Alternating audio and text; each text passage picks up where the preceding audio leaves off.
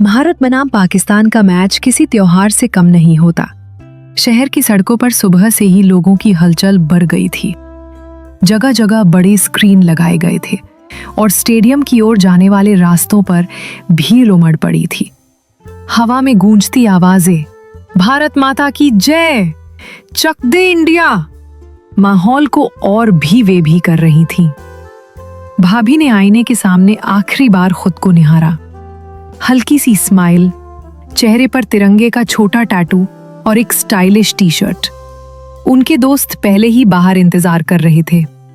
आज का दिन उन्हें बहुत खास लग रहा था। बचपन से उन्होंने भारत पाकिस्तान का मैच टीवी पर देखा था, लेकिन स्टेडियम में जाकर पहली बार ये अनुभव करने वाली थीं। जैसे ही वो दोस्तों संग स्टेडियम पहुंची, चारों ओर नारों और संगीत का तूफान उमड़ पड़ा। दर्शक दीर्घा में सीट खोजने तक उनके कानों में आवाजें गूंजती रहीं। ढोल, सीटी, नारों की लहरें। उन्होंने अपनी सीट संभाली और अचानक उस विशाल भीड़ में उनकी नजर एक युवक पर टिक गई। वह युवक अकेला बैठा था। आसपास सब उछल कूद रहे थे, लेकिन उसकी आंखें मैदान पर गड़ी थीं। न चेहरे पर कोई बनावटी भाव, न सोशल मीडिया पर दिखाने के लिए कैमरे की ओर पोज। बस शांत, सलीकेदार और पूरी तरह से खेल में डूबा हुआ। भाभी को अनजाने में उसकी तरफ खिंचाव महसूस हुआ। इतनी भीड़ में कोई इतना संतुलित कैसे रह सकता है, उन्होंने सोचा। मैच शुरू हुआ। पहले ही ओवर में भारतीय गेंदबाज ने धमाकेदार गेंदबाजी दिखाई। भीड़ खुशी से झूम उठी। भाभी ने मौका निकालकर पास झुकते हुए कहा, एक्सक्यूज मी, स्कोर कितना हुआ है? शोर में सुनाई नहीं दे रहा। युवक ने हल्की मुस्कान के साथ जवाब दिया, 3 रन, 1 ओवर खत्म। उसका स्वर गहरा लेकिन संयमित था। उसने दोबारा मैदान पर ध्यान जमा लिया। भाभी ने हल्की सी सांस छोड़ी। इतना छोटा जवाब, शायद बात आगे बढ़ेगी। मैच अपने चरम पर पहुंच रहा था। हर चौके छक्के पर लोग उछल रहे थे।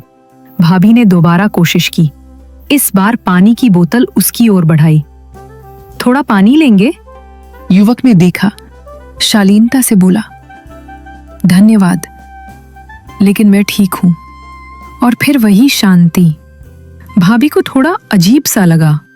क्या मैं इतनी भी अजनबी हूं कि कोई बातचीत भी ना करे, या फिर ये उसका स्वभाव है? अब भाभी का ध्यान मैच से ज्यादा उस युवक पर था। जब भीड़ किसी चौके पर झूमती, उनकी आंखें उसके चेहरे पर ठहर जाती। वो शांति में भी रोमांच जी रहा था।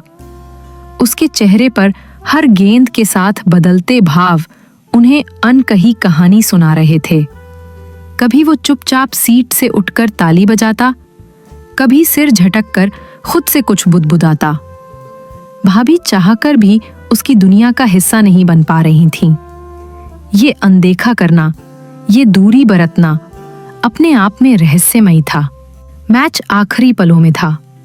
पाकिस्तान को जीतने के लिए 12 गेंदों में 18 रन चाहिए थे। पूरा स्टेडियम खड़ा हो गया। ढोल, नगाड़े, हूटिंग, सीटी, मानो जमीन कांप रही हो। भाभी ने अपनी धड़कनें तेज महसूस की।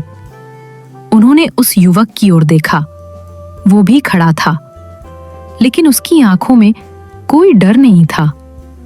वो पूरी तन्मयता से खेल पर केंद्रित था। अगली ही गेंद पर विकेट गिरा। भारत जीत की ओर बढ़ रहा था। युवक ने हाथ ऊपर उठाकर ताली बजाई और पहली बार उसके चेहरे पर भावुक खुशी छलकी। भाभी को उस पर लगा कि वे उसे पहली बार सच में देख रही हैं।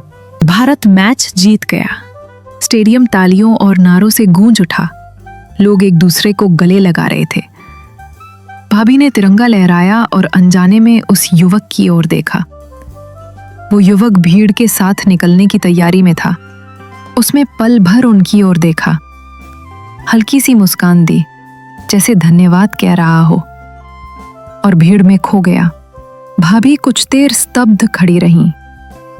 वे चाहती थीं कि उससे एक बार और बात हो, शायद नाम पूछ लें, शायद फोन नंबर, या सिर्फ आपसे मिलकर अच्छा लगा।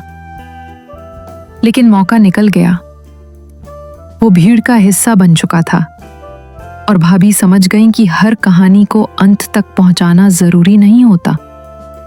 कभी कभी रोमांच उसी अनकही अधूरी कहानी में छुपा होता है। उनके दिल में ये बात गूंजती रही, हर आकर्षण मंजिल नहीं होता। कभी कभी किसी अजनबी की शांति, किसी मुस्कान की दूरी और किसी अधूरी मुलाकात में ही जिंदगी की सबसे बड़ी सीख मिलती है। उस रात जब वो घर लौटी तो टीवी पर हाइलाइट्स चल रही थीं, लेकिन उनके लिए उस मैच की असली याद क्रिकेट नहीं थी। वो थी एक अजनबी की शांति, एक अधूरी मुलाकात और एक रोमांचक एहसास जो हमेशा अधूरा ही सही लेकिन यादगार रहेगा।